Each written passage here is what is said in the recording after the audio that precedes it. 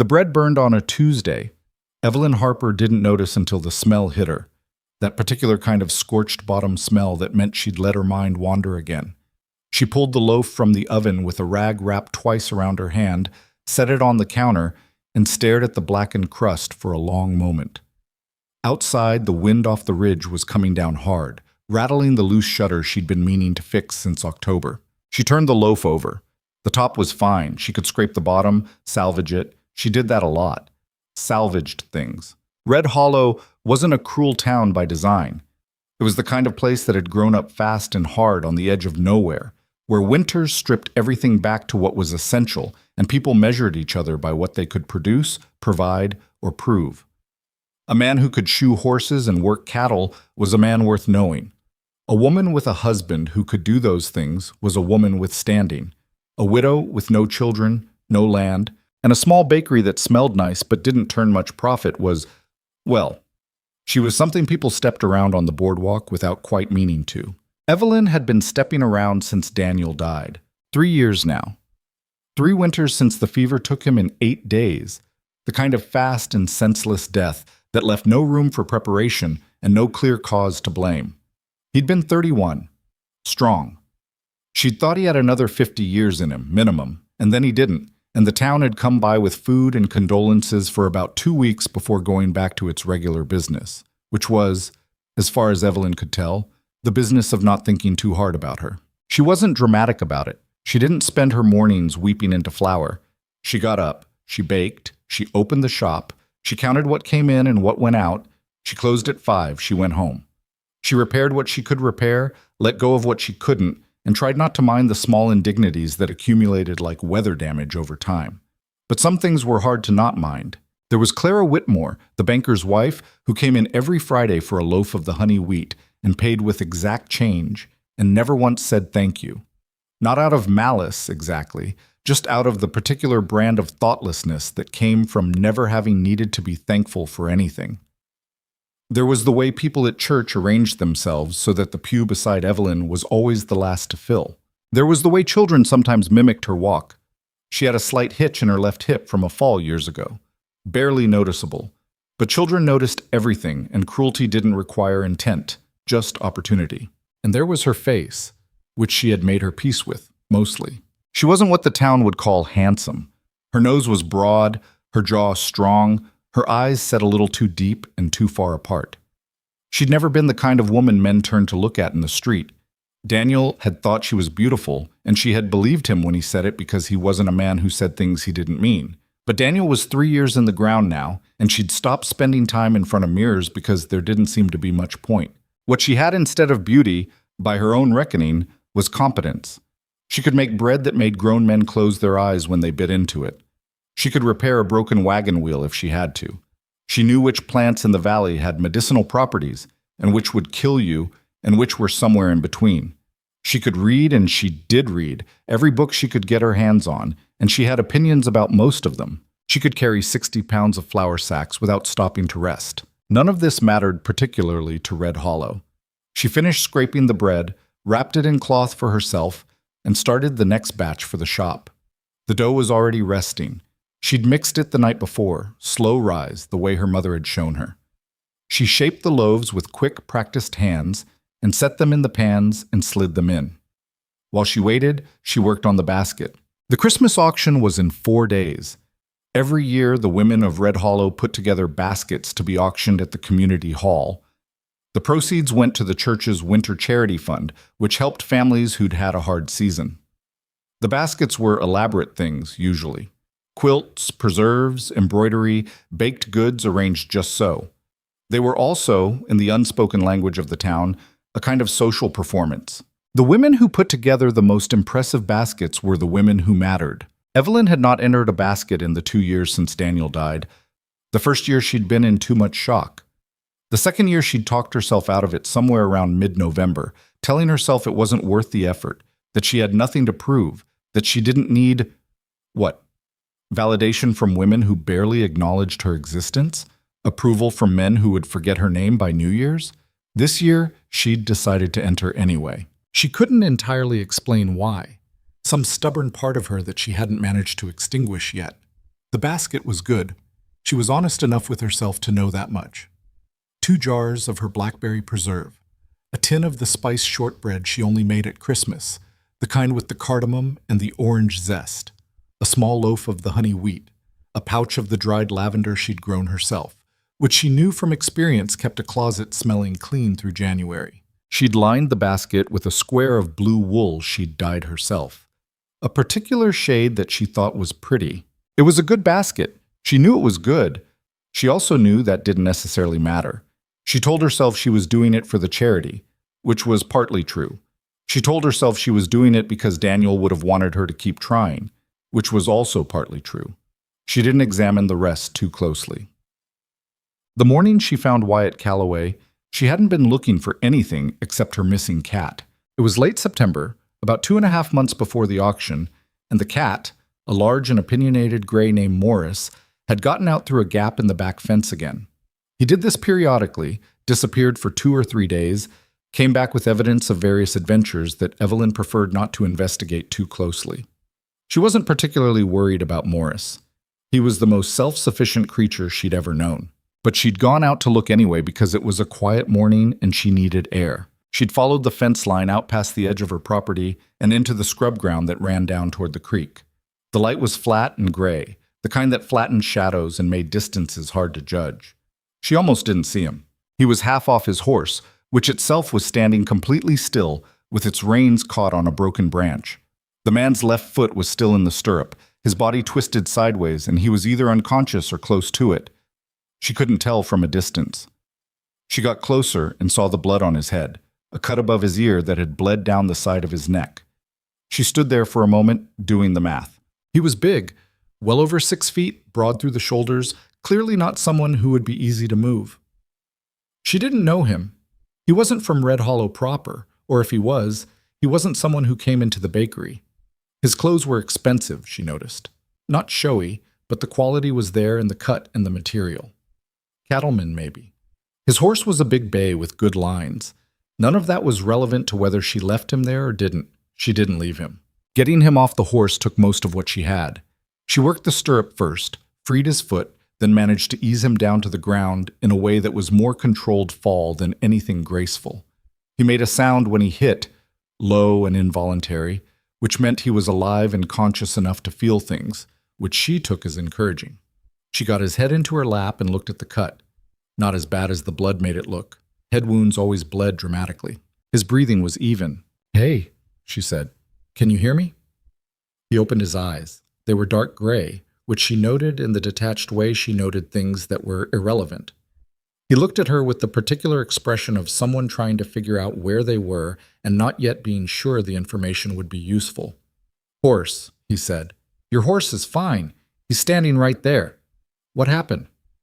"Came off a ridge. Rock gave way." He tried to sit up and she put a hand on his chest. "Don't. You hit your head." "I know I hit my head."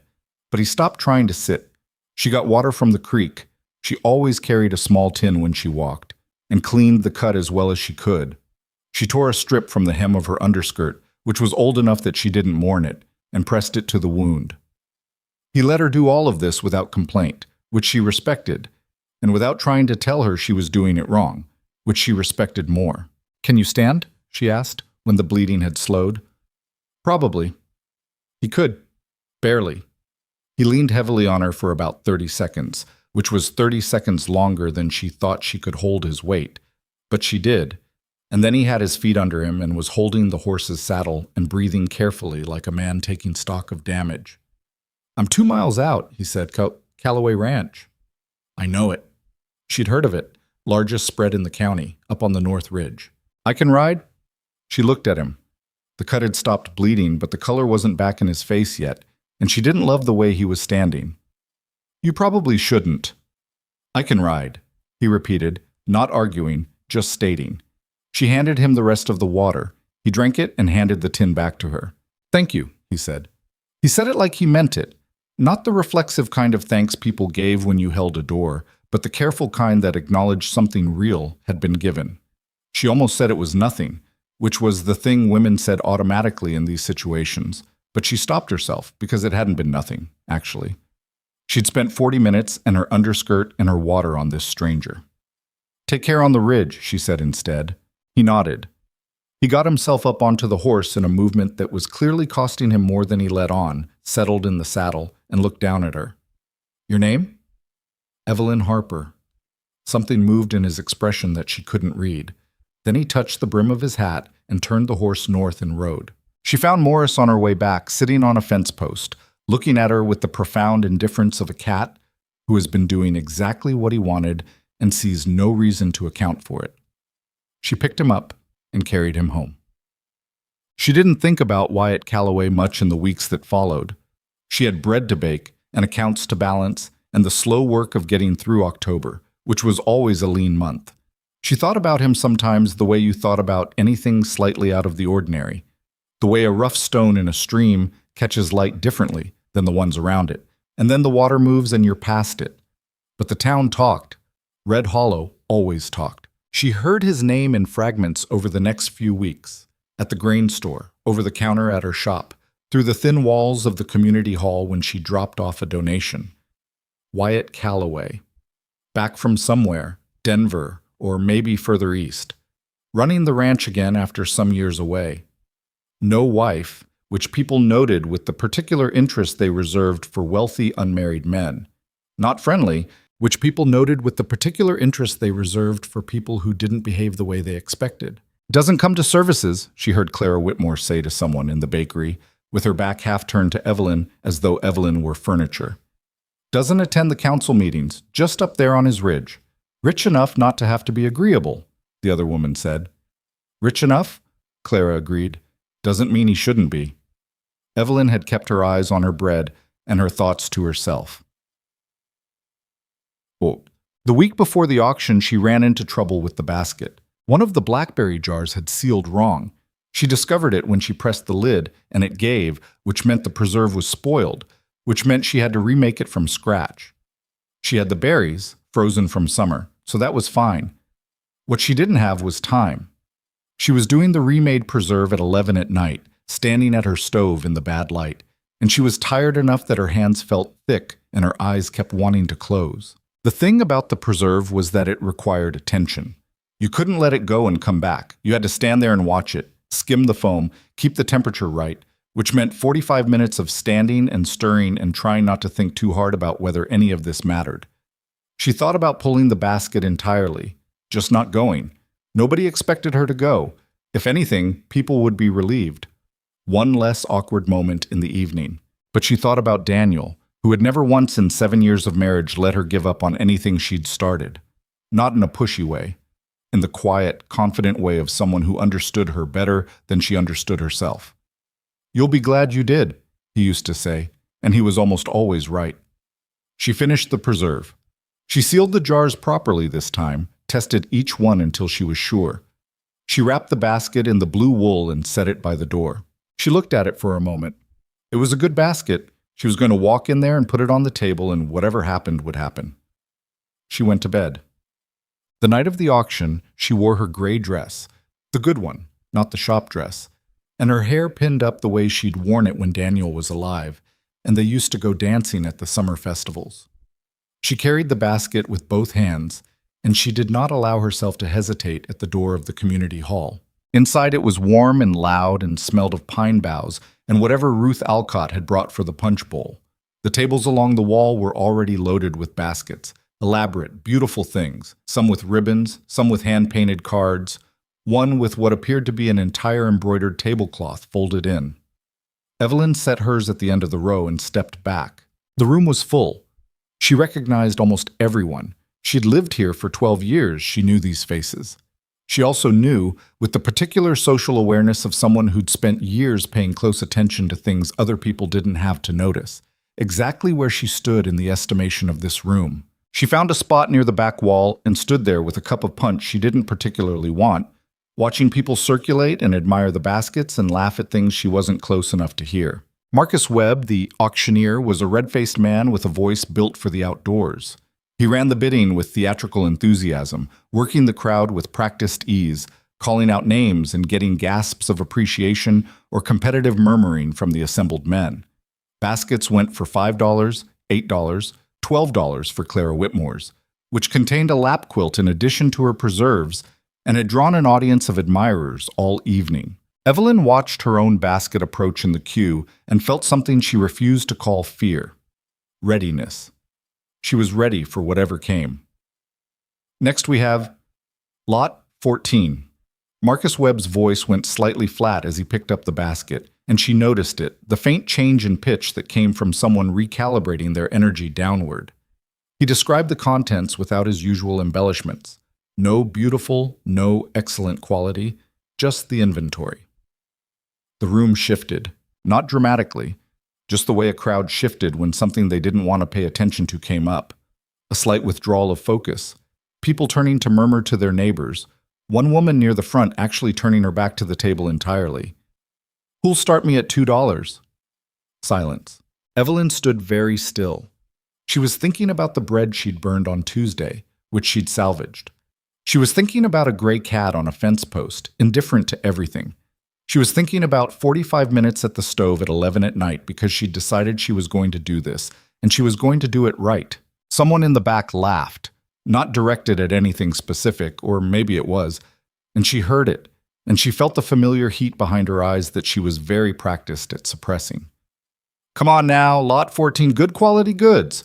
Who'll give me $2? The silence stretched. Marcus Webb's face had the expression of a man who wanted to be anywhere else. And then a voice from near the door said, $20. The room went quiet, in the way rooms go quiet when something impossible happens in front of witnesses. $20? Evelyn heard it, and for a second she wasn't sure she'd heard it correctly. The acoustics in the community hall were bad. There was a low ceiling and too many people packed in, and the pine boughs along the rafters caught sound in odd ways. She thought maybe she'd misheard. Maybe he'd said two. Maybe she'd wanted to hear something different so badly that her brain had manufactured it. But Marcus Webb had gone completely still at the podium, his gavel held midair, and the entire crowd had turned toward the door with a unified motion of people watching something they hadn't expected and didn't know how to process. Wyatt Calloway was standing just inside the entrance with his coat still on and snow on his shoulders. It had started falling an hour ago, thin and dry, and his expression was the expression of a man who had said a thing and was prepared to stand behind it. $20, he said again, in case anyone hadn't heard the first time. He wasn't a small man. Even across the room, even in the warm yellow light of the hall's oil lamps, there was something about the way he stood that took up space without effort. He wasn't performing. He wasn't making a scene for the pleasure of it. He was just there, certain, the way a load-bearing wall was certain. Marcus Webb found his voice. We have $20 from Mr. Calloway. He said the name carefully, like he was checking it. Do I have 21? The silence that followed was a different kind of silence from the one before. Before, the silence had been dismissal. This silence was confusion, and under the confusion, the particular discomfort of people who had just been made aware that they were behaving badly and hadn't realized anyone was watching. $20 going once, Marcus said. His voice had gotten more careful, like he was picking his way across thin ice. Going twice. Nobody moved. Sold, to Wyatt Calloway, $20. The gavel came down and the room exhaled, and then immediately everyone started talking to the person nearest them, the way people do when they need somewhere to put a feeling they haven't sorted out yet. Evelyn stood at the back wall and did not move. She was aware of her own heartbeat in a way she usually wasn't. She was aware that her hands, wrapped around the cup of punch she'd never drunk, had gone cold. Wyatt Calloway moved through the room toward the basket table. People stepped back to let him through. Not out of courtesy exactly, more out of the instinct to clear the path of something that had a direction and intended to keep it. He collected the basket from Marcus with a nod of acknowledgement and turned. And then he looked across the room and found her, directly. Like he'd known exactly where she was standing. He walked over. Mrs. Harper, he said. Mr. Calloway. Her voice came out steady, which she was grateful for. He looked at her for a moment. Up close, she could see the faint line of the scar above his ear. Healed now, nearly invisible unless you knew to look for it. He'd filled out since September, or maybe she just hadn't had a good enough look at him then. His face was weathered in the way of men who spent most of their time outdoors, with lines at the corners of his eyes that weren't quite smile lines but weren't quite not. "Good basket," he said. She blinked. "How would you know? You just bought it." The corner of his mouth moved, not a smile exactly, something adjacent. "I heard the spiced shortbread is worth traveling for." "Who told you that?" "Sam Briggs, at the feed store." He paused. He may have used slightly stronger language. She didn't know what to do with any of this. She looked at him, at the basket in his hands, at the room that was watching them with the barely concealed intensity of people trying to appear like they weren't watching. "You paid $20 for a basket," she said. That's 3 times what Clara Whitmore's went for." "I'm aware of what I paid. That's a lot of money for shortbread." He looked at her with those gray eyes that gave very little away. "I didn't pay $20 for shortbread." She understood what he meant. She wasn't sure she wanted to. It was easier not to, in some ways, but she understood. She looked down at the punch cup, then back up at him. "You didn't owe me anything. What I did in September, I didn't do it expecting anything." "I know you didn't," he said. "That's the point." Across the room, someone laughed too loudly at something, and Evelyn had the distinct sense that it wasn't entirely unrelated to the two of them standing there talking. She felt it the way she always felt the room's attention, like weather, like a change in pressure. "They're staring," she said, not quite under her breath. "Let them," he said, with the complete indifference of a man who had decided that other people's opinions were not his problem. She almost laughed at that. She didn't, but she almost did. He didn't stay long that evening. He said goodnight. He shook Marcus Webb's hand. He nodded to 2 or 3 men near the door who seemed to know him. He left the same way he'd arrived, without ceremony, without explanation, with the snow still coming down outside. Evelyn stayed another 20 minutes because leaving immediately would have meant pushing through the gauntlet of people who were all very suddenly interested in talking to her, and she needed a few minutes to organize herself before she was ready to perform the version of herself that could handle that with any grace. Ruth Alcott reached her first. Ruth was a small, quick woman in her 60s with sharp eyes and a fundamentally decent heart that she sometimes expressed poorly. "Well," she said. "That was something." "Yes," Evelyn agreed. "Wyatt Calloway." Ruth said the name the way people said things they were turning over for the first time. "He doesn't come to things like this usually. Never has, not in the 2 years he's been back. Just stays up on that ridge." She looked at Evelyn sideways. "You know him?" "I've met him," which was true as far as it went. Ruth said, in the particular way of someone who had gotten an answer that contained something but wasn't sure yet what. Then Clara Whitmore appeared at Evelyn's other side.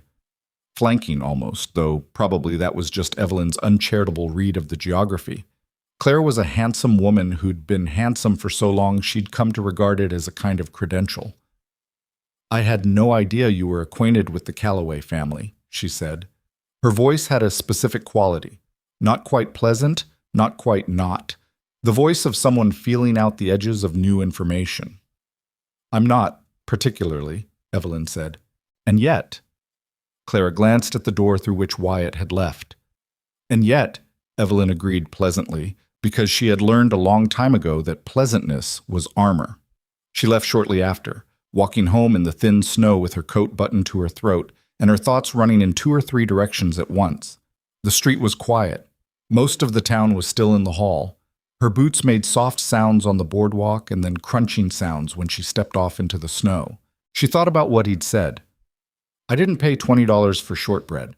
She thought about the way he'd looked at her, not the way most people looked at her, which was either through her or at some point slightly to the left of her face. Direct, level, like she was the thing he was looking at. She got home, let Morris in from wherever he'd been, put the kettle on, sat at her kitchen table in the quiet. She wasn't the kind of woman who built castles out of single moments. She'd learned that the hard way. She was also not, she admitted to herself in the privacy of her own kitchen, entirely indifferent to what had just happened. She drank her tea and went to bed and told herself she'd think about it in the morning. He came to the bakery 4 days after the auction. She was in the middle of the morning rush, which in Red Hollow meant 6 or 7 people. But 6 or 7 people when you were the only one working was still enough to keep you moving. When the bell above the door rang and she looked up, and there he was. He stood inside the door with his hat in his hands and looked at the cases with the expression of a man conducting genuine assessment. She finished wrapping the purchase for the woman she'd been helping, Martha Greer, who was not going to pretend she wasn't watching this, and came to the counter. "Mr. Calloway." "Mrs. Harper." He looked at the cases again. "What's good today?" "Everything," she said. "What do you actually want?" He looked up, that almost smile again. "The spiced shortbread, if you have it. Sam Briggs wasn't wrong. She had 3 tins left. She always made extra at Christmas." She got one from the case and set it on the counter. He paid for it and didn't leave, which she noticed. "Can I ask you something?" he said. Martha Greer had not moved from her spot near the window, Evelyn observed. "You can try." "You were at that auction before me. Did you see the other bids?" "I saw them." "Your basket was better than half of what went for $6. She looked at him. "Better isn't really the operative measure." He was quiet for a moment. "No," he said. "I suppose it isn't." The bell rang again, 2 more people coming in, and she had to excuse herself. He waited, which was a thing she noticed without meaning to notice it. When she came back to him, she said more quietly, "Why are you here, Mr. Calloway?" He looked at her with those careful gray eyes. "To buy shortbread." "Right. And because," he said slowly, like a man choosing words with some care, "I find I don't have a lot of people I want to talk to in this town, and you seemed like an exception." She stared at him for a moment. "That's a strange compliment." "I'm a strange man. Ask anyone in Red Hollow. They'll tell me you're private and don't attend council meetings. They'll tell you more than that if you give them enough time." He put his hat back on. "I'll be back for more bread. The honey wheat, next time, if you have it." He left. Martha Greer turned from the window and looked at Evelyn with an expression that contained about 400 unasked questions. "Don't," Evelyn said. Martha Greer pressed her lips together and said nothing, but her eyes said everything. Bob. He came back the following Tuesday, and the Tuesday after that. It was never dramatic. He would come in near the end of the morning when the rush had thinned, and he would buy something and they would talk. Not about anything in particular. The weather coming off the ridge, the quality of this year's harvest, a book she'd mentioned once in passing that he'd apparently gone and read in the intervening week because he came back with opinions about it. "You didn't like the ending," she said, on the morning he came back with the book. "I didn't say that. You didn't have to. You have a face when you're being diplomatically inaccurate." He stopped. "Is that a thing I have?" "It's a thing you have," she confirmed. She was cutting the day's bread into portions and doing it with the efficiency of a person who has performed the same action thousands of times. "What bothered you about it?" "The husband didn't deserve the ending he got. The husband was a coward for most of the book. He grew. He grew when it was convenient." She set the knife down and looked at him. "You want a character to earn something, they have to earn it when it costs them, not just when the author decides they've been punished long enough." He was quiet for a moment, and the way she'd learned meant he was actually thinking about what she'd said rather than waiting for his turn to talk. "You're right," he said. "That's what bothered me. Didn't have words for it until now." These were the conversations she had not expected to have. With anyone, let alone with Wyatt Calloway, who the town said was cold and difficult and not worth knowing. She was forming her own opinions about that, and they were different from the town's. What she noticed was that he paid attention in a particular way. Not the polite half-listening of most conversations, but the kind of attention that remembered things. He remembered that she didn't like cardamom in anything except the shortbread. He remembered that her husband had died 3 years ago, not 2, and he didn't make the same small error again after she'd corrected him once. He remembered the cat's name. "How is Morris?" he asked one morning, and she looked at him. "I mentioned him once." "You mentioned him once," he confirmed, apparently seeing nothing remarkable in this. She thought about that for a longer time than she'd expected to. The town noticed. Of course it did. Red Hollow was not a large town, and Wyatt Calloway was not a man who moved through it invisibly. Too much money, too much land, too much of the particular quality that made people want to explain him before he explained himself. His Tuesday visits to Harper's Bakery were not a secret by the second week, and by the third week they were the kind of established fact that people had already begun to construct narratives around. She heard the first version of the narrative from Ruth Alcott, who told her in the gentle, cautioning way of someone who thought they were doing a kindness. "People are talking," Ruth said on a Wednesday morning, leaning on the bakery counter with her purchases already in her basket. "People here talk about everything," Evelyn said. "They're saying, well, some of them are saying he's doing it out of pity." Evelyn kept her face neutral. "Some of them. And some of them are saying other things." Ruth paused. "Neither version is particularly generous." "To which of us?" Ruth looked at her with those sharp, decent eyes. "Either, I suppose." Evelyn thought about this. She had two options with information like this. She could let it matter, or she could decide that it didn't. She'd been practicing the second option for 3 years, and she was better at it than she used to be. Not perfect, but better. "Thank you for telling me, Ruth. I just thought you should know." "I do now." The version that came through Clara Whitmore's orbit was less gentle. She didn't hear it directly. Clara didn't speak to her directly when she could avoid it, but she heard it secondhand through 3 different people over the course of a week, which meant it was circulating freely. The gist of it was that Wyatt Calloway was a wealthy man who had been away for years and didn't understand the social architecture of Red Hollow, and that someone ought to inform him before he embarrassed himself further by associating with someone who was, and here the versions diverged slightly in their phrasing, but the meaning held, not the sort of person a man of his position should be seen frequenting. She thought about what he'd said at the auction. Let them. She held on to that. He asked her to walk with him in the second week of December on a Sunday afternoon when the sky was the kind of pale winter blue that made everything look colder than it was. She'd closed the shop early. She always closed early on Sundays. And he was waiting outside with his horse tied at the post, which was apparently just something he did now. "Where?" she said. "Creek path, if you want." She did want. She got her coat and her heavier boots and they walked the creek path, which was frozen along the edges now, the water in the center moving slow and dark. Morris had somehow materialized and was following them at a distance, which was either coincidence or the cat equivalent of chaperoning. "You don't say much about yourself," she said at some point. It wasn't an accusation, just an observation. "I say what seems relevant. Tell me something that doesn't seem relevant." He walked for a moment. "I had a dog when I was 8, named him Scout. He lived to be 15. "That's a good long life for a dog." "He was a good dog." A pause. "I was a disappointing student, could never get mathematics to behave the way the teacher expected." "How'd you end up running cattle if you can't do mathematics?" "I said I was disappointing in school. I didn't say I couldn't do it. I just didn't like the teacher's method." He glanced sideways at her. Something about being told there's only one way to arrive at a correct answer. She understood that more than she expected to. "Your turn," he said. "My turn what?" "Tell me something." She thought about it. They walked past a frozen stand of cattails, their brown heads gone ragged. "I hated baking when I was young," she said. "My mother taught me and I resented every minute of it.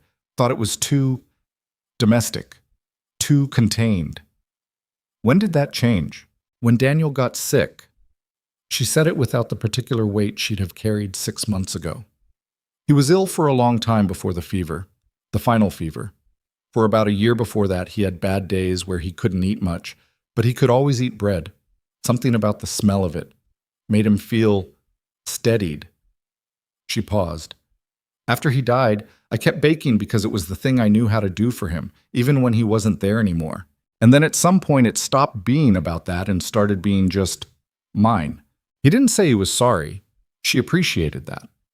People said they were sorry as a way of filling space, and this man seemed to understand that some spaces didn't need filling. "The ranch," he said after a moment. "I was away from it for 7 years. My father ran it into the ground. Not through malice, just through a series of decisions that each made some kind of sense in isolation. When I came back, there was 3 years of work ahead just to get it back to standing. And now? Standing, mostly." His mouth did the thing that wasn't quite a smile. "Some parts still need work." The path curved and they stood above the creek where it widened into a shallow pool, ice thick at the edges, open water in the middle, a single bird she couldn't identify standing on an exposed rock looking profoundly unbothered by the cold.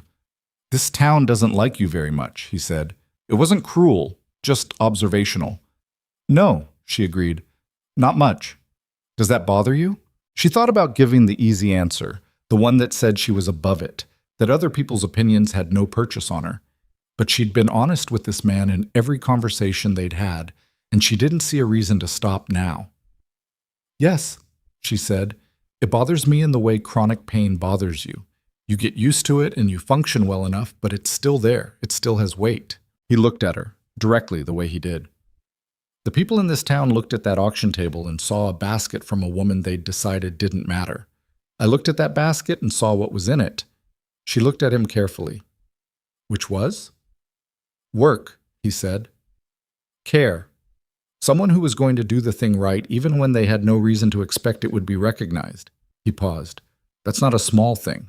Evelyn Harper stood on a frozen creek path in December with a gray cat sitting 2 feet behind her and a man who was nothing like she'd expected looking at her with those honest, weathered eyes, and she felt something shift in her chest that she hadn't felt in 3 years. Not relief. Something with more edges than relief. Something that asked her to be careful, because she'd been hurt before. Not by malice, but by the ordinary cruelty of loss, and she didn't know yet whether she had the constitution for risk. She looked away, at the creek, at the bird on the rock. "You should come for dinner sometime," she said. "If you want to. If you're going to keep coming into the bakery every Tuesday taking up space, the least I can do is feed you properly." He was quiet for a moment. "Thursday?" "Thursday's fine." Morris moved past them both on some private errand, headed back toward town, having apparently decided his duties here were complete. Evelyn watched him go and thought that the cat, for all his faults, had decent instincts about most things. She wasn't sure yet what she was doing. She was sure that the uncertainty felt less frightening than it had an hour ago, which was either a good sign or a sign that she was making the same mistake everyone made when something warm appeared in a cold winter, which was to want it without quite knowing yet what it would cost. But she'd paid costs before. She'd gotten up from them. She was still here. That had to count for something. Thursday dinner was pot roast because it was what she had, and she wasn't going to pretend otherwise. She'd thought briefly about doing something more impressive. She could cook, genuinely cook, not just bake. But then she'd decided that was the wrong instinct. If she started performing for this man, she'd have to keep performing, and she was too tired for that. She made the pot roast the way she made it for herself. Carrots, potatoes, the dried rosemary from the bunch hanging over the stove, a splash of the cheap red wine she kept for cooking and occasional bad evenings. He knocked at 6, which was when she'd said, which she noted because men who showed up when they said they would were rarer than they should have been. He came in and looked around her kitchen with the expression of someone taking genuine inventory rather than performing admiration. The kitchen was small and organized in the particular way of someone who has learned to make limited space work, everything in its place, nothing decorative that didn't also have a function, the shelves above the counter lined with jars of things she'd put up herself. Morris was on the chair nearest the stove, which was the warmest spot in the room, and he regarded Wyatt Calloway with the slow blink assessment that constituted the cat's version of moderate acceptance. "He likes you," Evelyn said, getting the pot from the oven. "He's ignoring me." "That's how he likes people." Wyatt crouched down and held out his hand. Morris sniffed it with the profound disinterest of a creature who has decided to participate only to the minimum degree required by social obligation, and then returned to the business of being warm. Wyatt stood back up. "Should I have brought something?" he said. "You brought yourself. That's enough."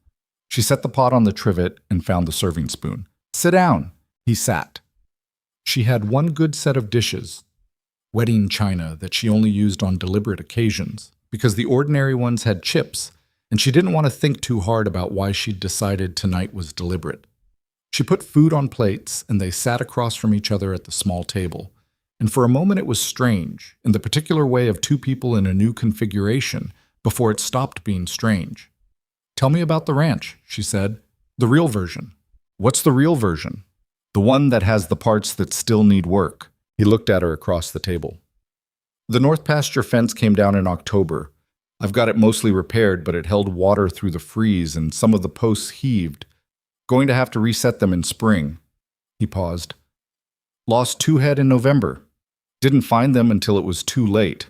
Could have been worse.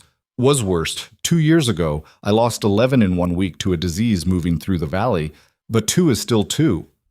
How many head total? About 340 right now, building back up. He ate for a moment. My foreman, Abe, he's been with the ranch since before my father's time. He knows the land better than I do. Without him, the first 3 years back would have been... He stopped. Harder. Do you trust him? Completely. Which is rarer than it sounds. I know it is. She thought of the few people in her own life who fell into that category. Ruth Alcott, mostly, for all her cautioning. Daniel, when he'd been alive. Not many others. The ranch was your father's originally? His father's before that. It was good land, built well. My grandfather understood cattle, and he understood the weather patterns in this valley in a way that took observation over years, not just instinct. Something moved in his face. Not grief exactly, more like the particular weight of inheritance. My father was a different kind of man. Smart in some ways, reckless in others.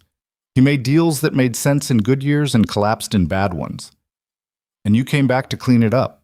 I came back because it was mine. The cleaning up was a condition of that. She understood that distinction. You didn't do necessary things because they were noble. You did them because they were necessary. What did you do for 7 years before you came back? Worked cattle in Texas for 2 years, then some land surveying. I was good at mathematics by then. Turns out I just needed a different teacher. Then I tried something in Denver that I'm not particularly proud of. She waited. Speculative land investment, he said, with the flat tone of a man who has completed his own accounting on the matter. I made money. I also helped displace 3 families who couldn't fight back against the paperwork. By the time I understood what I was actually part of, I'd already done it. He set his fork down. I got out. But getting out doesn't undo what was already done. She looked at him. Why are you telling me that? Because you asked me for the real version. She had. She thought about the man she'd found by the creek in September. The expensive clothes, the good horse, the quality of someone accustomed to having resources. She fit this piece in alongside those. What did you do with the money? Some of it went back into the ranch. Some of it I put toward a land grant program out of the county seat, helped smaller homesteaders secure title against exactly the kind of legal maneuvering I used to be part of. He picked up his fork again. It's not restitution. I know that. It's just what I could do. It's still something. Sometimes something is all you have. He looked at her. The bread is very good, by the way. The bread is from yesterday. The pot roast is what you should be eating. The pot roast is also very good. She almost smiled. I know. Winter settled in hard that January, the kind that turned the valley into something close to impassable for days at a time. Wyatt came when the roads allowed, and on the days they didn't, Evelyn found she was more aware of his absence than she expected to be, which she examined in the evenings with the same careful honesty she applied to everything. She was not a woman who fell easily. She was not a woman who fell at all, really. She had loved Daniel in the slow, deepening way of 2 young people who had grown up alongside each other and chosen each other deliberately, without drama. This was different from that. Wyatt Calloway was not a man she'd grown up alongside. He was a man she was still in the process of understanding, and the process itself was the thing she kept returning to. Because most people stopped trying to understand her somewhere around the second conversation, and this man hadn't stopped. She didn't say any of this to anyone, not even Ruth Alcott, who was watching the situation with the quiet intensity of someone who cared and was restraining herself. What she did was bake more than usual, which was how she processed most things. The day the letter arrived from the town council, she was in the middle of the second batch of the morning. Ruth Alcott brought it, which meant it had already been through at least one set of hands. Ruth knocked and came in through the shop door and stood there with her coat dusted in snow and the letter held in front of her like she wasn't sure what to do with it. Evelyn. Her voice had a quality that made Evelyn set down the bowl. The letter was official, heavy cream paper, the town council's seal pressed into the wax. She broke it open and read it standing at the counter with flowers still on her hands. It was 4 paragraphs long. The language was formal and careful and threaded with legality in the particular way of documents written by men who wanted to seem reasonable while doing something that wasn't. The substance of it was this. The Red Hollow Town Council had reviewed the terms of her lease on the bakery property, which was owned by Alderman Hector Briggs, not the Sam Briggs of the feed store, a different Briggs entirely, and had determined, in the interest of community cohesion and the maintenance of appropriate social standards, that the lease would not be renewed at its next term, which fell in March. She had 60 days to vacate.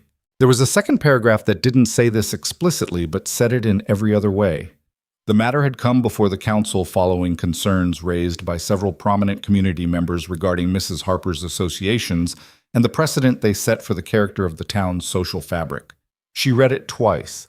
Then she folded it and set it on the counter. "They can't just—" Ruth started. "They can," Evelyn said. Her voice was very level. "It's Hector Briggs's property. The lease is month to month. It always has been." "Evelyn, Ruth." She picked up the bowl again. "Give me a minute." Ruth was quiet. Morris had appeared from somewhere and was sitting on the windowsill watching the snow.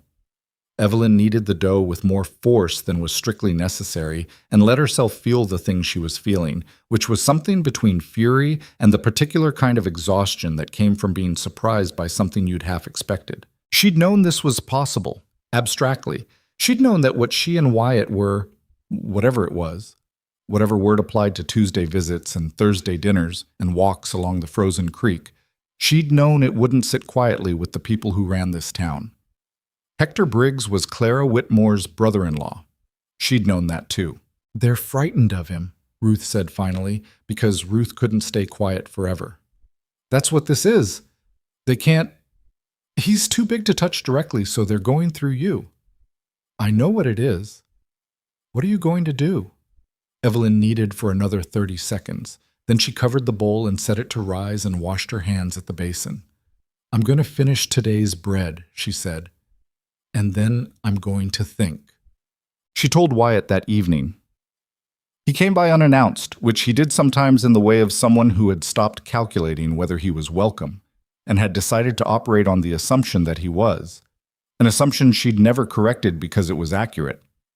She handed him the letter without preamble. He read it. His face didn't change much, but his jaw set in a way she'd learned to read.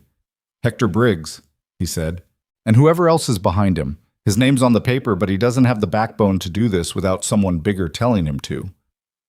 Alderman Whitmore, probably. Maybe Harrison." He set the letter on the table. "Has this happened before? Anyone tried to push you out before?" "Not this directly." She sat down. "They've made it uncomfortable.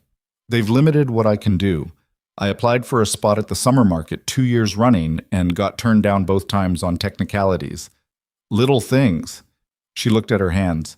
"This is the first time they've used paper. Paper means they think they're safe." His voice had a particular quality. Not cold, exactly, but stripped down. Matter of fact in the way of someone doing arithmetic. "Where would you go if the lease didn't renew?" "I don't know." She'd been sitting with that question since the morning. "I own my house. Daniel paid it off before he died. I could bake from there probably, but I'd lose the foot traffic. I'd lose the counter space. She stopped. "I'd have to start over in a smaller version of what I already built." "You're not going to have to start over." She looked at him. "You can't promise that." "I can make it significantly harder for them to carry this through." He was thinking, she could tell. That particular stillness he got. "Briggs holds the lease, but half his operating capital comes from a loan arranged through the county land office. I know the man who administers that office. I also know that Briggs has been running a grazing agreement on county land that doesn't hold up to scrutiny." "Wyatt, I'm not threatening anyone. I'm saying there are legitimate questions that haven't been asked yet." He looked at her steadily. "Let me ask them." She was quiet for a moment. The fire in the stove was burning low, and she should have gotten up to add wood, but she didn't yet. "I've been fighting my own battles for 3 years," she said. I don't want to be someone who can't do that anymore." "This isn't me fighting your battle." He didn't say it impatiently, just directly. "This is me having resources you don't have and being willing to use them. Same as you having skills I don't have. You kept me conscious in a field in September. Different skills." She looked at him for a long time. "If I let you do this and it doesn't work—" "If it doesn't work, we find something else." He picked up the letter again, looked at it, set it back down. but I don't think it won't work. She exhaled. Fine, but I want to know what you're doing before you do it. You'll know everything. And if there's anything that feels wrong to me, we stop. Then we stop. She nodded once. And then, because she was still holding the weight of the day and she was tired in the particular way of someone who had been carrying too much for too long, she said, I hate this town sometimes. He was quiet for a moment, then, most things worth staying in are worth hating sometimes. She looked at him. Is that a reason to stay? It might be. He met her eyes. Depends what else is here. Chat. The next 2 weeks were a different kind of cold. Wyatt was quiet about the steps he was taking. Not evasive, he told her what he was doing, but he did it without drama, which was the way he did most things. He spoke to the county land office. He surfaced 3 years of irregular grazing fees that Hector Briggs had been underreporting. He didn't make threats. He simply made the existence of the information known to the right people. In the particular language of men who understood that power was rarely about force and almost always about what you could afford to have examined. Hector Briggs came into the bakery on a Wednesday, the only time he'd ever been in, and she'd owned the shop for 9 years, and stood at the counter and didn't look directly at her, and said that the council had reviewed the situation and decided the lease terms could be discussed. Discussed, she said. Renegotiated, if you prefer. She looked at the man, red-faced, uncomfortable, a man who did other people's dirty work and was now having to stand in front of the person he'd tried to damage. She thought about what to say. She thought about 3 years of invisible treatment, of sidelong looks, of being stepped around. She thought about a letter with wax on it and the word vacate. I want a 3-year lease, she said. Fixed terms. Rent adjusted to market rate for the street, not whatever Alderman Whitmore decides the market is. She paused. And I want it in writing by Friday. His jaw worked. Friday might be...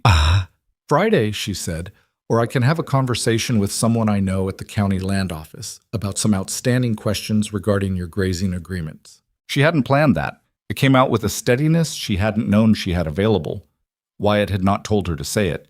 She'd arrived at it herself, in the way you arrived at something when you'd spent enough time watching someone who knew how power actually worked. Briggs left without buying anything.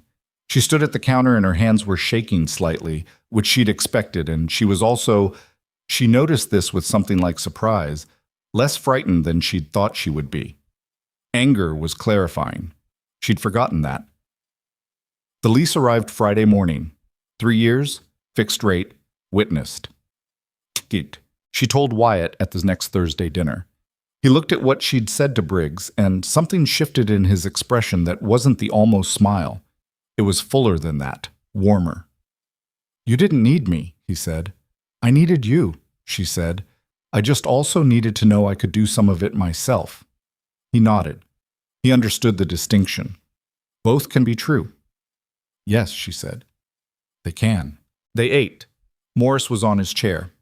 The fire was doing better than last week because she'd finally gotten the damper adjusted properly. It was a small thing, a fixed damper, but it made the whole room warmer, and small things that worked correctly were not nothing. At some point in the evening, she couldn't have said exactly when, he reached across the table and put his hand over hers. Just for a moment. No speech attached, no explanation. His hand was warm and rough and certain in the way he was certain about most things, and she turned her hand over and held it, and neither of them said anything about it. But the town saw. The town always saw.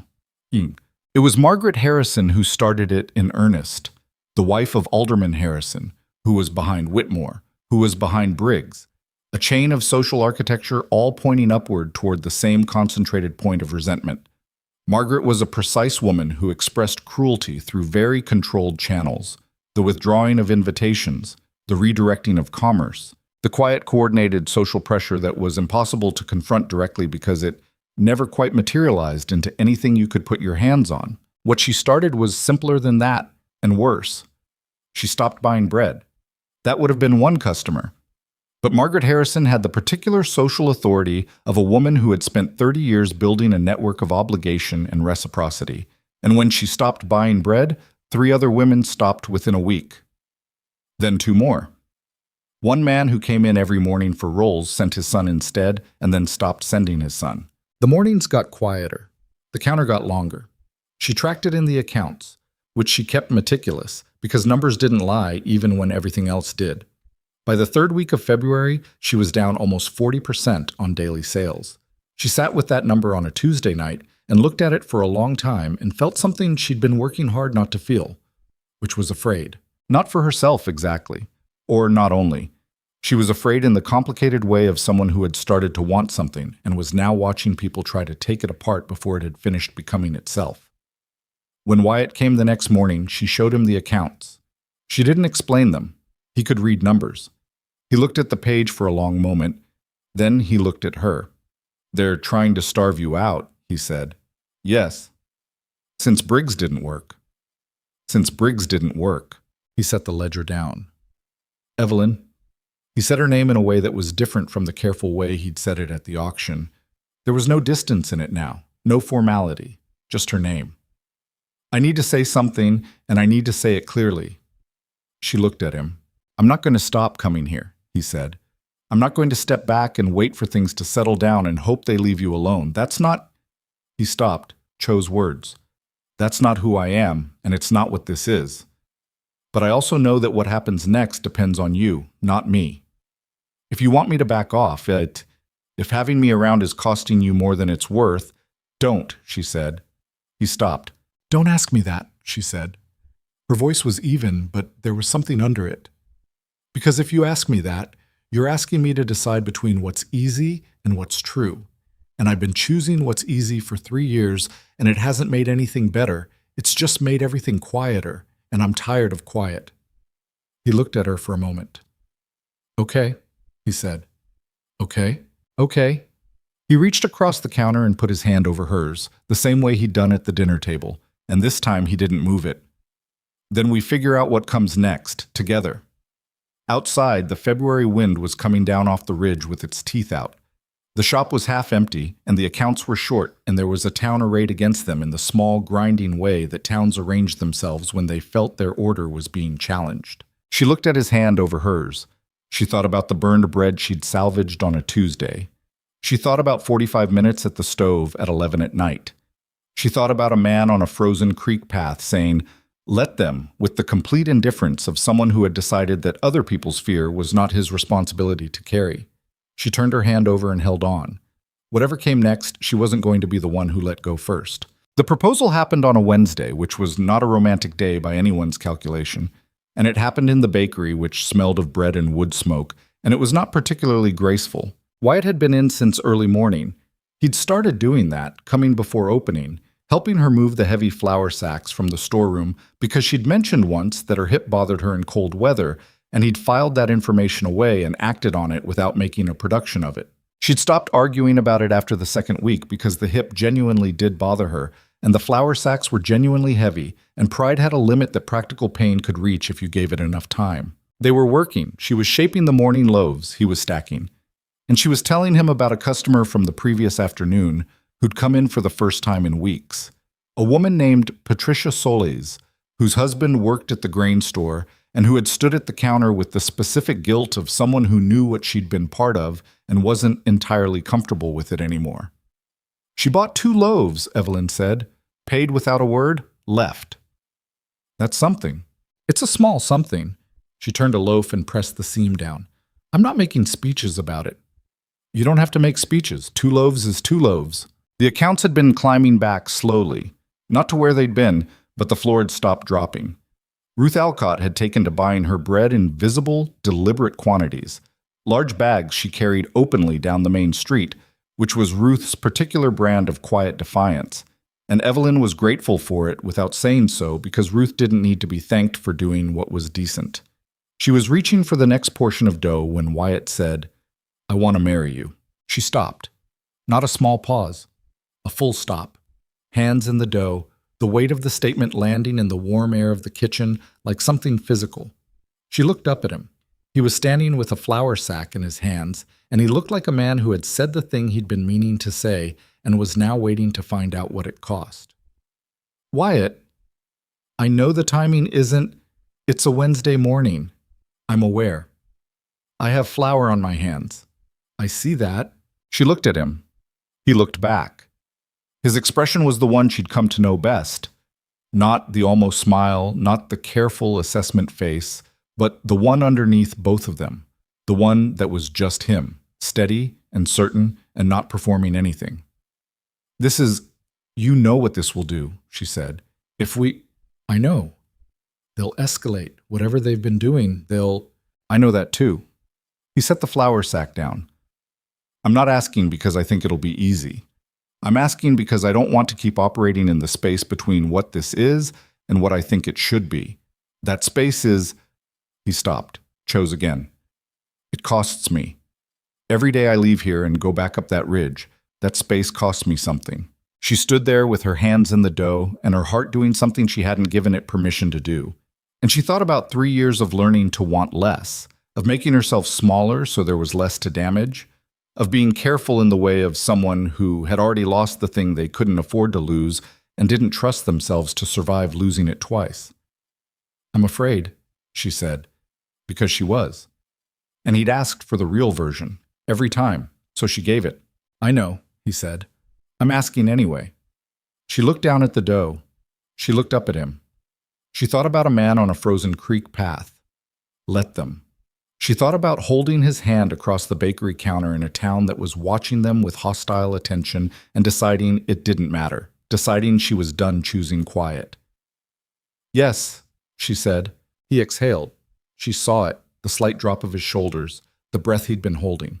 He crossed the kitchen, and she held up her flour-coated hands as warning, and he took her face in both hands anyway and kissed her, and it was not graceful, and she left flour on his jaw, and neither of them cared. Morris observed this from his chair, with the expression of a cat who had seen everything and found it only moderately interesting. They decided on a small ceremony, not because they wanted small, or rather, not only because of that, but because a large ceremony in Red Hollow required the cooperation of the community, and cooperating with a community that had spent months trying to dismantle your livelihood felt like asking the people who'd set fire to your house to help you rebuild it. The ceremony would be at the town hall before the justice of the peace, with Ruth Alcott and Wyatt's foreman Abe Marsh as witnesses. The date was set for the first Saturday in March. Evelyn told almost no one. Wyatt told Abe and 2 of his ranch hands who needed to know simply because of the logistics of the day. Ruth Alcott knew, and Ruth Alcott was the most reliable keeper of confidences in Red Hollow, which was a thing Evelyn trusted completely. But Red Hollow had its own mechanisms for knowing things, and by the end of the second week of February, the word was out. She found out it was out from the least likely source, young Thomas Greer, Martha's 16-year-old son, who came in for his mother's usual order one morning with his ears red and his eyes avoidant. He put the money on the counter without speaking and started to leave, then stopped with his hand on the door. Mrs. Harper. He didn't turn around. My mother said to tell you she's sorry about the last few weeks. The bread. He said it to the door. She said she knows it wasn't right. Evelyn looked at the back of his head. Tell her I appreciate that. He left.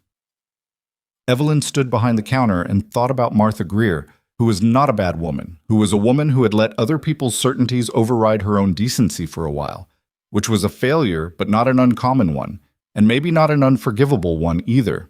But Martha Greer's conscience was not what was coming. What was coming was what showed up 3 days later in the form of Alderman Harrison himself, walking through the bakery door on a Thursday morning with the particular posture of a man who believes his presence should rearrange the room. Harrison was a tall man, gray-haired, with the kind of face that had probably been handsome once and had settled into something harder. He wore his position the way some men wore their best coats, to be seen in. He'd been on the town council for 11 years, and he ran his side of it like a personal holding. He looked at her, and he looked around the shop, and he said, I'll have a coffee. She didn't have a coffee house. She had a bakery. She told him so. Tea then. She had tea because she kept it for herself, and she gave him a cup because she wasn't going to be rude simply because he deserved it. He sat at the small table near the window, the only table in the shop, which she'd put there for elderly customers who needed to sit, and he waited, and she came out from behind the counter because she wasn't going to stand behind a barrier for whatever this was. I'll say what I came to say, Harrison told her. He wrapped both hands around the cup. The situation with Calloway. I want you to understand what you're doing to this community. I understand it fine, she said. You may think you do. His voice had a quality she recognized, the reasonableness of someone who had framed their position so that any disagreement made you look unreasonable. Wyatt Calloway is a man with a history. His time in Denver, the land dealings. I know about Denver, she said. He told me himself. Something flickered in Harrison's face. Then you know the kind of man you're dealing with. I know the kind of man he was. I know the kind he is. She looked at Harrison steadily. I'm not sure you can say the same about yourself. His jaw tightened. Mrs. Harper, you are a woman in a difficult position. You have a business that depends on this community's goodwill.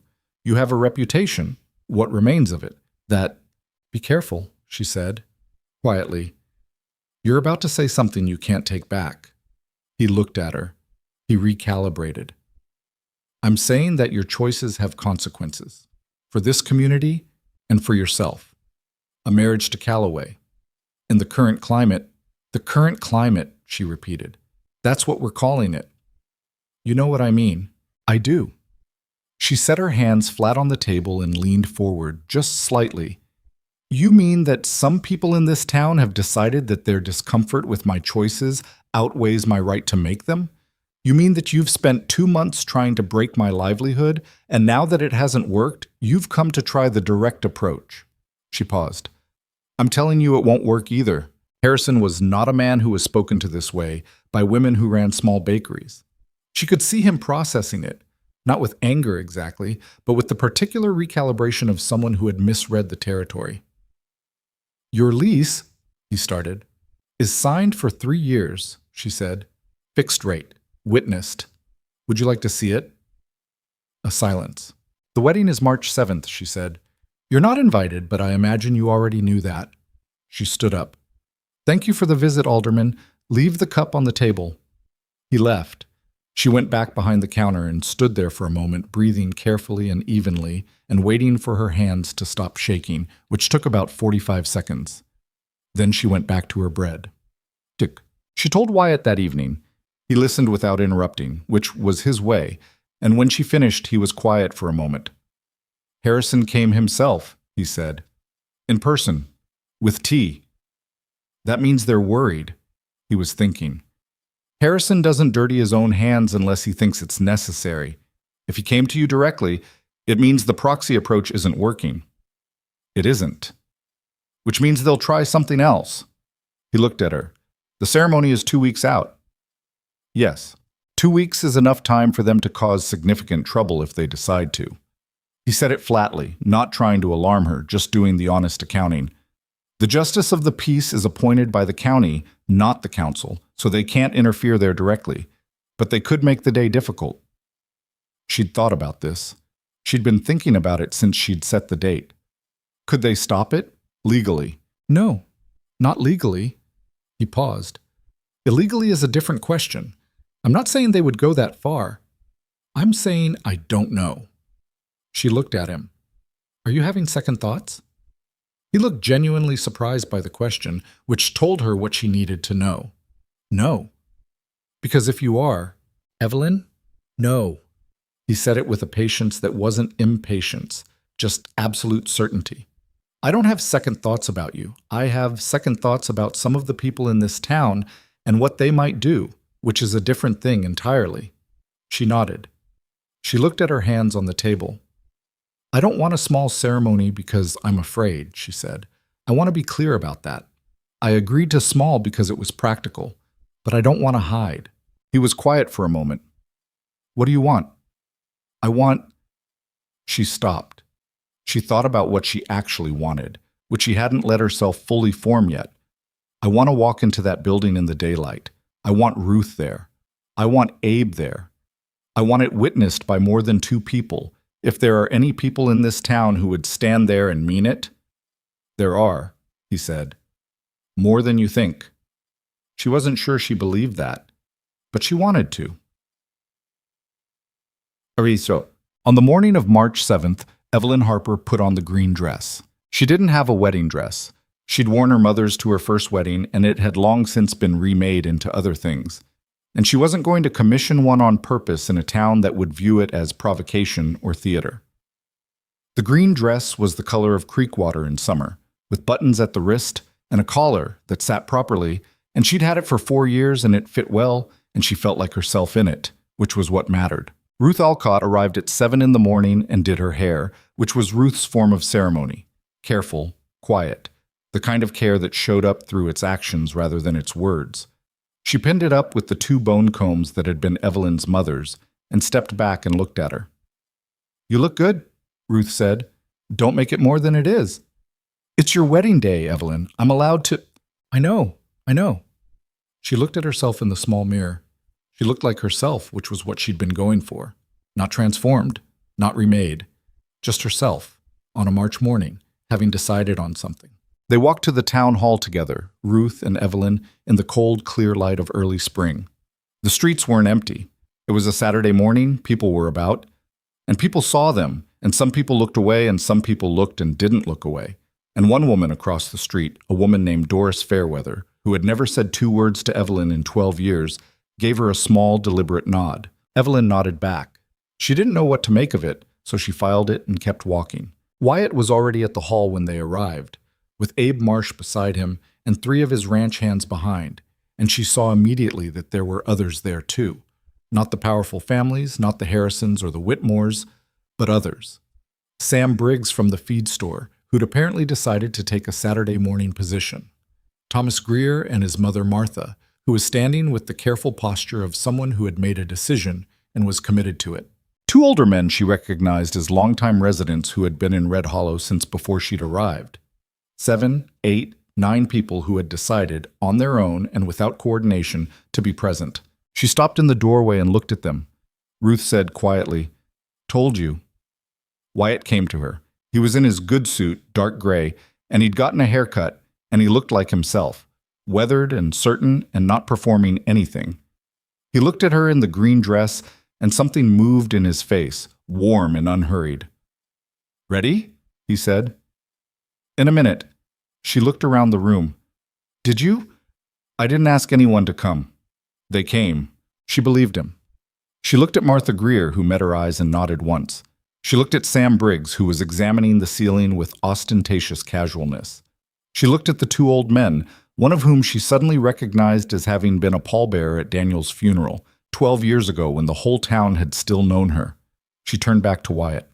"Okay," she said. "Now I'm ready. Lots." Justice Connell was a small, brisk man who had married people in this county for 23 years and had developed the particular efficiency of someone who had performed the same ritual hundreds of times without letting it become meaningless. He ran through the service at a pace that was not hurried but not slow, and Evelyn found she didn't mind. She wasn't here for ceremony. She was here for the fact of it. When he got to the vows, she said them carefully, because she'd said them before and she knew what they meant, and she wasn't going to say them lightly just because the room was small and she was practical by nature. She meant them in the specific, unornamental way that she meant most things, not as a declaration of certainty about the future, because she'd learned enough to know nobody got that, but as a declaration of intention. She intended this. She intended him. He said his vows with the same quality, not performed, just stated, certain in the way he was certain. She watched his face while he said them, and she believed every word. Connell pronounced them married, and Ruth made a sound that she would later deny was anything like a sob. It was when they turned to face the room that the door opened. Harrison came in with 2 other men, Whitmore and a man she didn't recognize, younger, with the look of someone who handled legal paperwork. They stood in the doorway of the town hall, and the room went very still. "Calloway," Harrison said. His voice had dropped the reasonable quality. There was something harder under it now. "I need a word." Wyatt turned. He was still holding Evelyn's hand, and he didn't let go. He looked at Harrison with the expression of someone who had already done the accounting on this moment and was not surprised by its arrival. "You're interrupting," he said. "This is a community facility," Harrison said, "and what you've done here today is a matter of community concern." "A wedding," Wyatt said. "In a legal venue conducted by a county-appointed justice of the peace. Exactly which part requires your input?" The younger man with the paperwork stepped forward. "There's the matter of the Calloway land grant. The original deed has certain provisions regarding—" "Stop." Wyatt's voice didn't rise. It didn't have to. Whatever paper that is, whatever provision you think you found, you've had attorneys looking for something for 6 weeks, and this is what you came up with." He glanced at the papers. "I've had my own attorney reviewing the Calloway deed for 2 months. There's nothing in it that touches what happened in this room today." The younger man's mouth opened and closed. "Harrison." Wyatt looked at him directly. "I know what you're doing. I know why you're doing it. And I want you to hear me clearly. There is no version of this where you win." He paused. "Not because I have more money than you, though I do. Not because I have better attorneys, though I do. Because what you're fighting is not a legal question and you know it. You're fighting the idea that you don't get to decide who deserves what in this town. And that's not a fight you can win on paper." Harrison's face had gone the color of old brick. "You don't know what you're buying yourself, Calloway. This town has a memory." "Good," Wyatt said. "Let it remember this." He looked around the room, at Sam Briggs and Martha Greer and the 2 old men and Ruth Alcott with her chin up and Abe Marsh with his arms folded. And then he looked back at Harrison. This town had a woman who showed up for 12 years, built something from nothing, kept her word and her work and her dignity even when you people gave her no reason to. And your response to that was to try to take away her lease and dry up her business because she had the audacity to be associated with someone you couldn't control. His voice was still even, still certain. You didn't judge her by what she did. You judged her by what she looked like and whether she made your wives comfortable at social functions. And you called that standards. Harrison said nothing. "Her standards," Wyatt said, "are better than yours. They always were." The room was very quiet. Evelyn stood beside him and felt the particular sensation of a held breath. Not just hers, the whole room's. Harrison looked at her. Not at Wyatt, at her. And she thought she saw something in his face that wasn't anger, or not only anger. Something older than that. Something that might have been, in a different man with different choices, something like recognition. He looked away. He looked at the man with the papers. He looked back at Wyatt. "This isn't over," he said. "I know," Wyatt said, "but today it is." Harrison turned and walked out. Whitmore followed without speaking. The man with the papers stood for a moment longer, looking at nothing in particular, and then followed them. The door closed. For a moment nobody moved. Then Sam Briggs made a sound that was approximately a laugh, and Martha Greer let out a breath she'd been holding for what sounded like the better part of a minute, and Ruth Alcott crossed the room and put her arms around Evelyn without asking permission, which was exactly what Evelyn needed and hadn't known how to ask for. Evelyn stood inside Ruth's embrace and looked over her shoulder at her husband. Her husband, a word she was going to need to relearn, and Wyatt was looking back at her with the warm, unhurried expression he'd had when she'd walked in the door in the green dress. And she thought that it was a thing worth noting, how someone could look at you and make you feel less like an exception to a rule and more like the rule itself. The 2 old men produced, from somewhere, a bottle of bourbon that had probably been in a coat pocket for a while. Abe Marsh found cups. Ruth straightened up and wiped her eyes with the back of her hand and said that she was not emotional. She had something in both eyes simultaneously. Evelyn laughed. It was not a small or careful laugh. It was the kind that came from somewhere in the chest, unguarded, the kind she hadn't had occasion for in a while. Wyatt, standing beside her with a cup of borrowed bourbon and snowlight coming in through the town hall windows, looked at her laughing and looked like a man who had gotten exactly what he'd come for. Outside, the first real warmth of early March was somewhere in the air, still thin, still uncertain, but there. The kind of warmth that didn't promise anything yet, but didn't lie either. The kind that was simply present, for the people with the patience to stand still long enough to feel it. The first months of marriage were not a fairy tale, and neither of them would have wanted one. They had decided, after some practical discussion that managed to be both businesslike and tender, in the way of 2 people who trusted each other with the unsexy details of life, that Evelyn would keep the bakery running through the spring, and they would figure out the longer shape of things from there. The ranch was 40 minutes out by horse, closer to 25 if you moved with purpose, which Wyatt generally did, and she was not prepared to simply hand the bakery to the heir and walk away. She'd built it. She wasn't going to abandon it because her circumstances had changed. Wyatt did not argue with this. She'd half expected him to, in the way of men who viewed a wife's work as a temporary arrangement pending the arrival of something more permanent, but he didn't, and she filed that away in the growing ledger of things she was learning about who he actually was versus who she'd feared he might be. What they worked out was this. She kept the shop through the week, staying in her house in town. He came Tuesdays and Thursdays and the whole of the weekend. On Sundays, they rode out to the ranch together. She was not a natural rider, and her hip made the saddle uncomfortable for long stretches. But she was learning, and the ranch itself was something she was coming to understand the way you understood a complicated piece of writing, slowly and with attention, finding more in it the longer you sat with it. It wasn't seamless. They argued about money in April. Not badly, but the particular friction of two people with different assumptions about financial decision-making colliding for the first time. She thought he was cavalier about certain ranch expenses. He thought she was too conservative about investing in the bakery's equipment when she needed it. Both of them were right, and both of them were wrong, and they talked through it in the kitchen on a Sunday evening, not always without sharpness, and arrived somewhere neither of them had been when they started, which was the only honest outcome of any real argument. She burned dinner that night. He ate it without comment. She appreciated that more than she said. The town did not transform overnight. That was the other thing about the months after March. It would have been simpler to say that Harrison's retreat from the town hall had been a decisive turning point, a before and after moment where Red Hollow looked at itself and decided to be better. That was not what happened. What happened was slower and less neat and more human. Some people shifted quickly.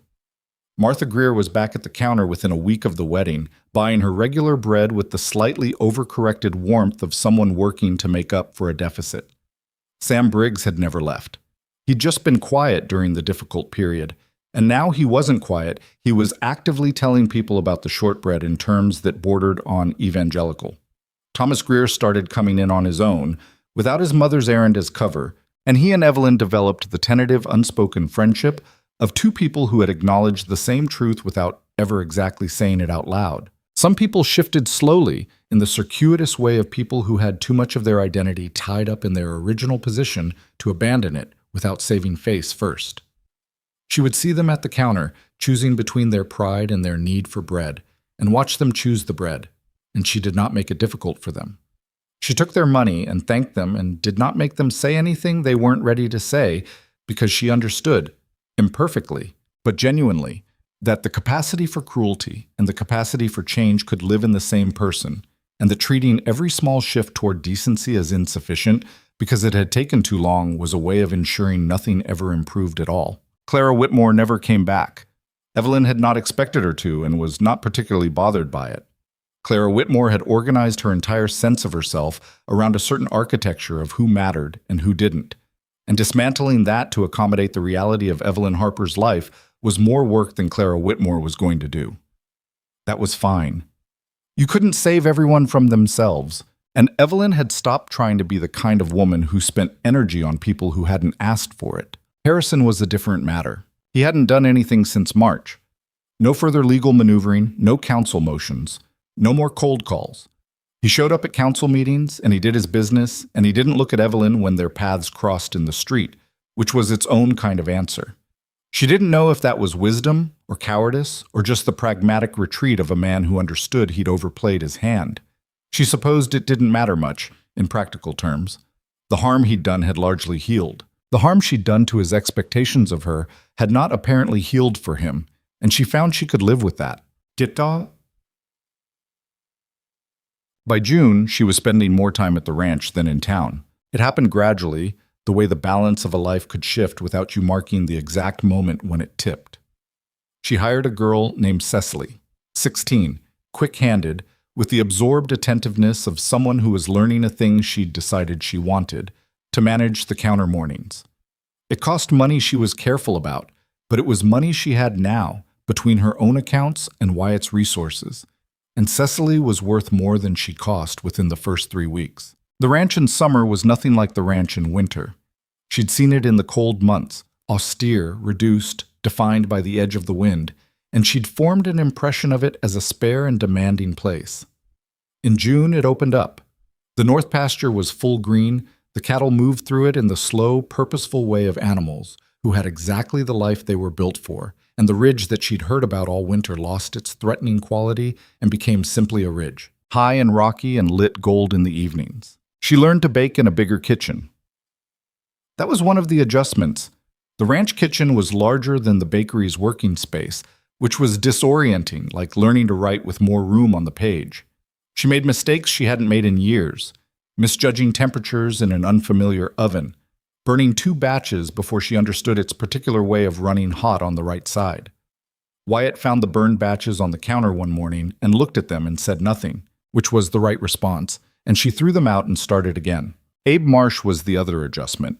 He was a man of 60-something, weathered beyond age, with opinions about most things and the authority of long tenure on the land that made his opinions worth having. He'd been cautious with her at first, not unfriendly, but careful, in the way of a man protecting something he'd spent years helping to build. She understood it. She didn't push.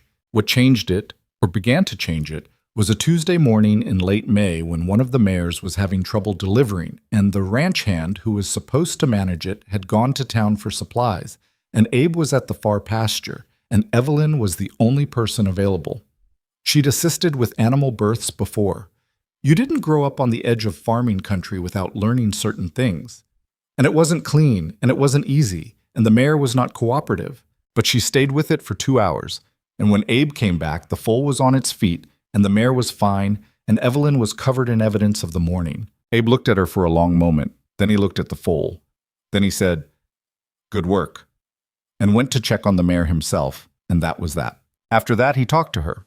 Not extensively. He wasn't an extensive talker, but genuinely, with the real information rather than the version he'd have given a visitor. He told her about the land, the way the water moved through it in spring, and where it pooled and where it drained wrong. He told her about the years when the cattle had a disease moving through the valley and which animals had survived and what that suggested about the stock going forward. He told her things he'd clearly never told Wyatt, not because he didn't trust Wyatt, but because Wyatt hadn't asked the right questions, and Evelyn did. She stored all of it, not for any strategic purpose. She just genuinely wanted to know. In August, she found out she was pregnant, which she had not expected at 34, and which arrived as a fact so large that she sat with it alone for 2 full days before she told anyone. She told Wyatt on a Thursday evening, on the ranch porch, in the last of the summer light. She just said it. "I'm pregnant." Not dressed up, not cushioned. He was quiet for long enough that she started to feel the familiar preparedness for disappointment, that old defensive crouch, and then he looked at her with an expression she hadn't seen on his face before, stripped of every layer, unguarded in a way that was almost uncomfortable to witness, the way it could be uncomfortable to see someone completely undefended. "Are you—" he started. "How are you feeling about it?" She'd expected a different first question. She thought about the answer honestly. "Terrified," she said. "And something else that I don't have a word for yet." "That's probably right," he said. "You're not going to say something." "No." He reached over and took her hand. "I'm going to sit here for a minute and feel all of this, and then we'll figure out what we figure out." So they sat. The light went. The cattle were quiet shapes in the pasture below. She was 34 years old and not the person this town had expected to be here, and her life had taken a shape she couldn't have predicted from any angle she'd had on it 3 years ago. She thought about what it meant that a person could be completely written off by the people around them and still be, somewhere under all of that, exactly what they were. That other people's certainty about who you were and what you were worth had the power to make you believe them, but not the power to make it true. She'd believed them for a while. Not entirely. Something had kept fighting, but enough that she'd made herself smaller, expected less, treated her own presence in the world as a thing to apologize for. She didn't know when she'd stop doing that. It wasn't a single moment. It was the accumulation of smaller moments, the letter from the council, and the anger that had come up in her like a clean fire, the conversation with Wyatt on the creek path, the morning with Hector Briggs across the counter, the day she'd stayed with the mare for 2 hours because it needed doing. Each of those had built something that the next one stood on. "We'll need to tell Ruth," she said. Wyatt made a sound that was a real laugh, short and genuine. "Ruth probably already knows." "She can't possibly know." "I've learned not to underestimate Ruth Alcott." She thought about this and decided he was probably right. Ruth, as it turned out, had suspected for a week and a half and had been exercising what she described as heroic restraint, in not saying anything.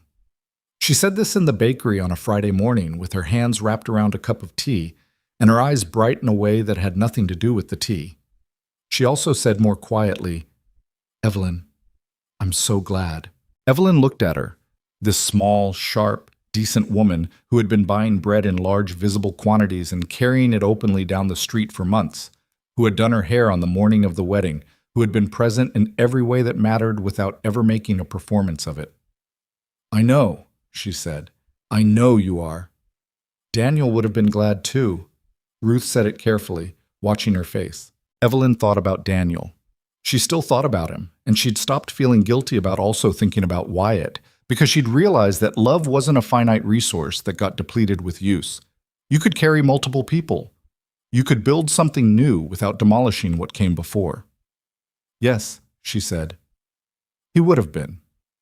The baby was born in February, 11 months after the wedding, on a night when the snow was coming off the ridge in sheets and the roads into town were impassable, which meant that what arrived to help was Ruth Alcott, who had apparently been prepared for exactly this possibility since November and had quietly arranged to be staying at the ranch. And Abe Marsh, who stood in the kitchen and stoked the stove and came in once to do something she was too busy to track and left without explanation. Wyatt was there the whole time, which she hadn't been entirely sure he would manage. He was not a man who did well with things he couldn't fix, but he stayed, and he was useful in the specific way of someone who had decided that what was needed was steadiness and was going to provide it regardless of personal cost. He held her hand when she wanted it held and got out of the way when she needed the room and didn't say anything that was unhelpful, which was, she would later tell Ruth, harder than it sounded. The baby was a girl. She was red-faced and furious about the world in the specific way of newborns, and she had Wyatt's gray eyes, which showed up early and stayed. They named her Frances, after Evelyn's mother, and called her Franny, which was Ruth's doing and stuck immediately. Morris inspected the situation from the doorway and withdrew to the kitchen, apparently deciding his involvement was complete. By the following December, Franny at 10 months, the ranch running well, the bakery in Cecily's increasingly capable hands, Red Hollow had rearranged itself around the new reality of Evelyn Calloway in the particular organic way that towns do when they've run out of other options. It wasn't universal, it wasn't even comfortable with some people, but it was real. She walked through town now the way she hadn't in years, not with the diminished posture of someone preemptively absorbing a blow, but upright, with Franny at her hip and the green dress exchanged for something warmer, and people said good morning who hadn't said it before. And some of them meant it, and some of them were performing decency. And she could tell the difference, and chose to accept both, because the performance of decency was at least a step in the direction of the real thing. And people generally moved toward what they practiced. The Christmas auction came around again. It would always come around. She hadn't planned to enter a basket this year. She had a 10-month-old and a ranch and a bakery, and she was tired in the comprehensive, permanent way of a new mother with too many responsibilities. But in the first week of December, she found herself at the stove at night. Not at 11 like 2 years ago, but at 9, because Franny went down early and stayed down, and she was making the spiced shortbread with the cardamom and the orange zest. And she realized she'd been making it without deciding to, out of some muscle memory that apparently ran deeper than her current exhaustion. She made the shortbread, she made the blackberry preserve properly this time, no failed seals. She cut a square of green wool, a different green than last year, a deeper color, the color of the pasture in July, and lined the basket, and she arranged it the way she'd arranged it before, and she set it by the door. Wyatt found it there in the morning when he came down early for coffee. He looked at it for a moment. "You're entering." Apparently. He looked at her. The almost smile was there, but underneath it, something warmer. "Good. Don't make it a thing." "I'm not making it a thing." "You have your thing-making face." "I don't have a—" He stopped. "You've mentioned that before, because it's accurate." She took Franny from his arms, where the baby had been sitting with the placid morning contentment of someone who had recently been fed and had no complaints about the world. "I'm entering because it's a good basket, and the proceeds go to families who need them, and I'm not going to let a bad memory permanently retire a perfectly good tradition." "That's the reason?" he said. "That's the only reason." He said, which was the sound he made when he agreed with something but also thought it wasn't the whole story. She looked at him over Franny's head. "If you bid on it, I'm going to bid on it. Wyatt, the first bid," he said. "You can't stop me from opening the bidding." She held his gaze for a moment. She thought about the night 2 years ago. Marcus Webb's flattened voice, the silence, the laugh from somewhere in the back, the heat behind her eyes she'd been so practiced at suppressing. She thought about a voice from near the door saying $20 into that silence like a stone dropped into still water. "Fine," she said. "The first bid. That's all I'm asking." She didn't entirely believe that, but she let it go. The community hall on the night of the auction was the same as it always was. Pine boughs on the rafters, Marcus Webb with his gavel, the tables laden with baskets. But the room felt different to her now, and she understood that the room hadn't changed. She had. When you changed the position from which you were looking at something, you saw different things. The room was the same. She was not the person who'd stood at the back wall with untouched punch 2 years ago. Ruth was beside her. Ruth was nearly always beside her at events like this, which was a fact Evelyn had stopped being quietly astonished by and had simply accepted as one of the good, unearned things life occasionally produced. Franny was at the ranch with Abe's wife, a solid woman named Clara. Different Clara, she always had to remind herself, who had taken to Franny with the comfortable authority of a grandmother of 7. Wyatt was across the room talking to Sam Briggs, who was telling him something with considerable animation. She watched her husband nod at the appropriate intervals with the focused patience of a man who had learned that Sam Briggs needed time to arrive at his point. Lot Fortin, her basket. She'd counted. Marcus Webb picked it up and she watched him look at it. The same man, the same podium. And this time his voice didn't flatten. He described the contents with the same enthusiasm he gave everything else. Because Marcus Webb was not a bad man. He was a man who had responded to a room 2 years ago, and the room was different now. "Who'll start me at $2? Wyatt's hand went up before the sentence finished. $2, thank you, Mr. Calloway. 3. That was Sam Briggs, who apparently had opinions about this. 4. Thomas Greer from somewhere near the back. He was 18 now, taller than his mother by half a foot, and he looked at Evelyn across the room and nodded in that same serious, undemonstrative way he had, and she nodded back. $5. Martha Greer, outbidding her own son, which produced a surprised laugh from the people near her. Wyatt let it go. He did not bid again, which was what she'd asked him for, and also, she suspected, exactly what he'd planned all along. He let the room bid.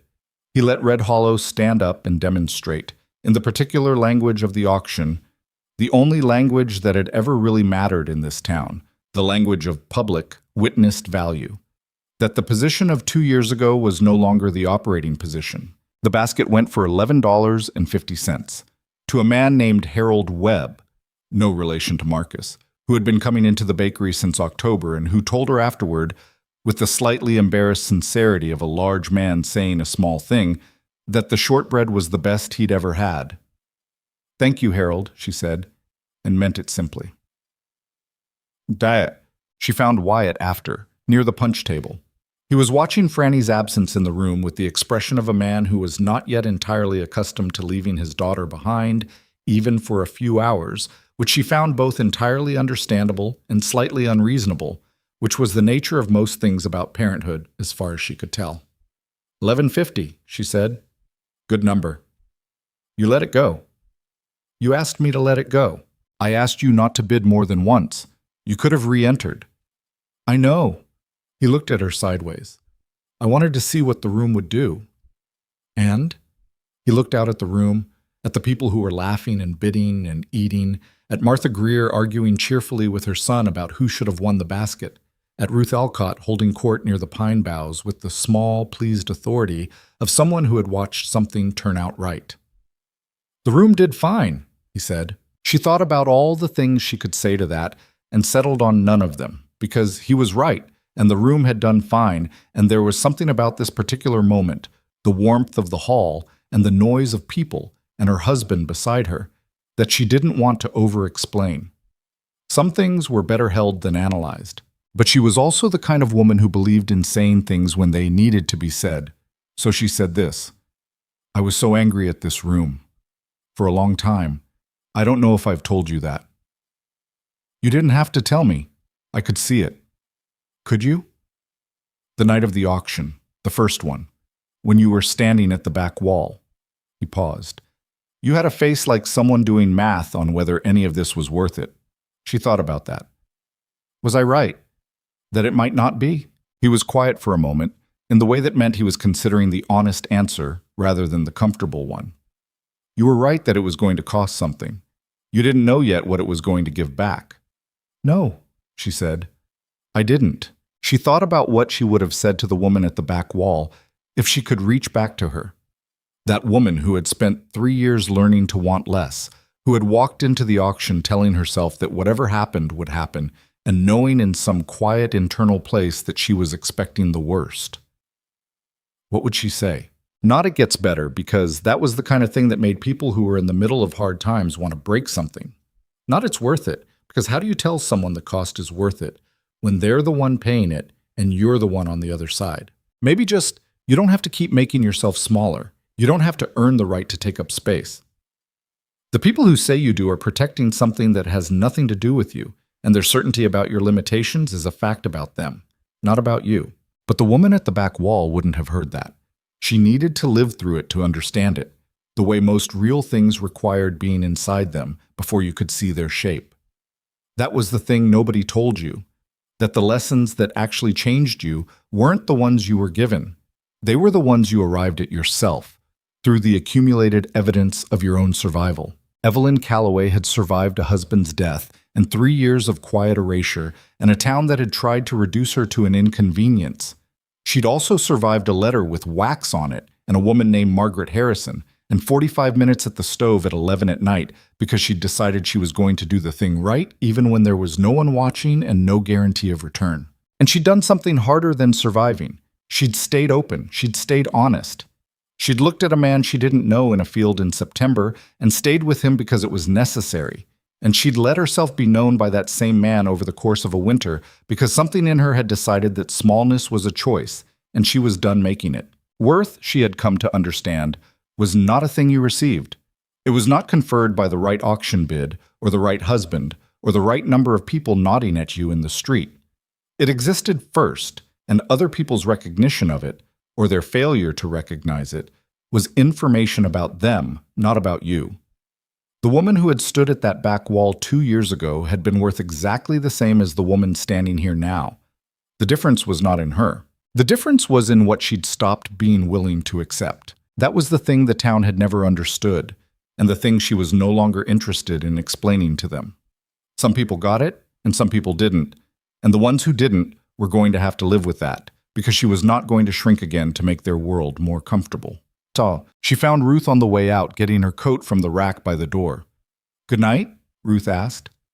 "Good night," Evelyn confirmed.